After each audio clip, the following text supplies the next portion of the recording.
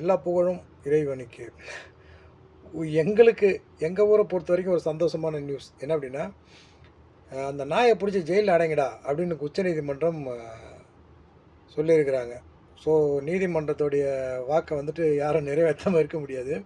இந்த நாய்ங்க தொல்லை அந்த அளவுக்கு நாய்ங்க வந்து பார்த்திங்கன்னா வீதிக்கு வீதி, ஊருக்கு ஊர், தெருவுக்கு தெரு, வார்டுக்கு வார்டு அப்படிங்கிற மாதிரி அநியாயத்து பெருத்து போய் கிடக்குது. காரணம்லாம் என்னன்னு கேட்டிங்கன்னா, இந்த நாயுடைய அமைப்பு ஒன்று இருக்கு இல்லையா, திரிஷா கூட அதில் இருக்கிறாங்கன்னு சொல்லிட்டு கொஞ்சம் வருஷத்துக்கு முன்னாடி போட்டு அவங்கள பரட்டி அடிச்சிட்டு இருந்தாங்க, ட்ரோல் பண்ணிகிட்டு இருந்தாங்க.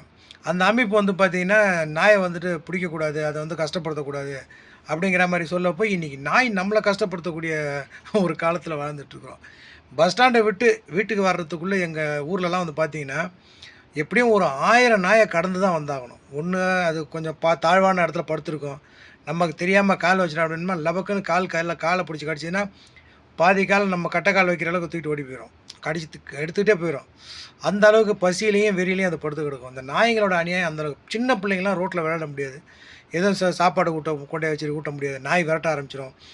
பால் பாக்கெட் வாங்கிட்டு வர முடியாது கடைக்கு போயிட்டு. அந்த அளவுக்கு நாய்ங்க வந்து பார்த்திங்கன்னா பெருத்து போய் மிகப்பெரிய வந்துட்டு வேதனைக்குள்ளான பல பேர்லாம் வந்து பார்த்திங்கன்னா பிள்ளைங்களை பறி கொடுத்தவங்களாம் கூட இருக்கிறாங்க இந்த நாய்கடியில். இன்றைக்கும் பார்த்திங்கன்னா இந்த சோஷியல் மீடியாவில் ரீல்ஸில் அது மாதிரி வீடியோக்கள்லாம் பார்த்திங்கன்னா தெரியும், குழந்தைங்கள போட்டு நாய் பெரட்டுன்னு போட்டு பெரட்டிக்கிட்டு இருக்கோம். சமீபத்திலாம் கூட நான் நிறைய வீடியோக்கள் பார்த்துருக்கேன்.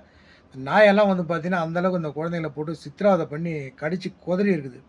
ஸோ இதுக்கு எதையெல்லாம் நம்ம நீதிபதி பார்த்துருப்பார் போல்.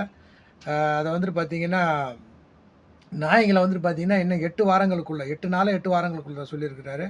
பிடிச்சி எல்லாத்தையும் அதுக்குன்னு ஒன்றா காப்பகமோ இல்லை அடைக்கலமோ என்னமோ எங்கே கொண்டு அடைச்சி வைக்கணும், அதுக்குண்டான சௌகரியத்தையும் பார்த்துக்குங்க அப்படின்ட்டாரு.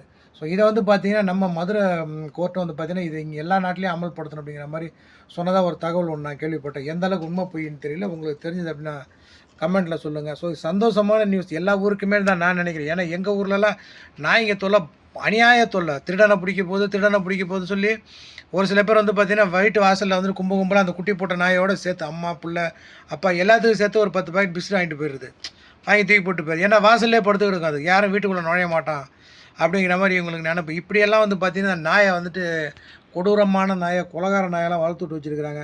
ஸோ அந்த நாயை பிடிக்கணும் அப்படிங்கிறது ஒரு நல்ல செய்தி. அதை வந்துட்டு கொல்லணும், தடுக்கணும், அது என்ன அதை கண்டு போய் என்ன செய்வாங்களோ தெரியாது. பட் அதுக்குண்டான பாதுகாப்பான முறையில் அதை வைக்கிறது நல்லதுன்னு நான் நினைக்கிறேன். உங்கள் கருத்தில் மறக்காமல் கமெண்ட்டில் சொல்லுங்கள். இறைவன் நாடினால் இன்னொரு வீடியோ உங்களை சந்திக்கிறேன். எல்லா புகழும் இறைவனுக்கு.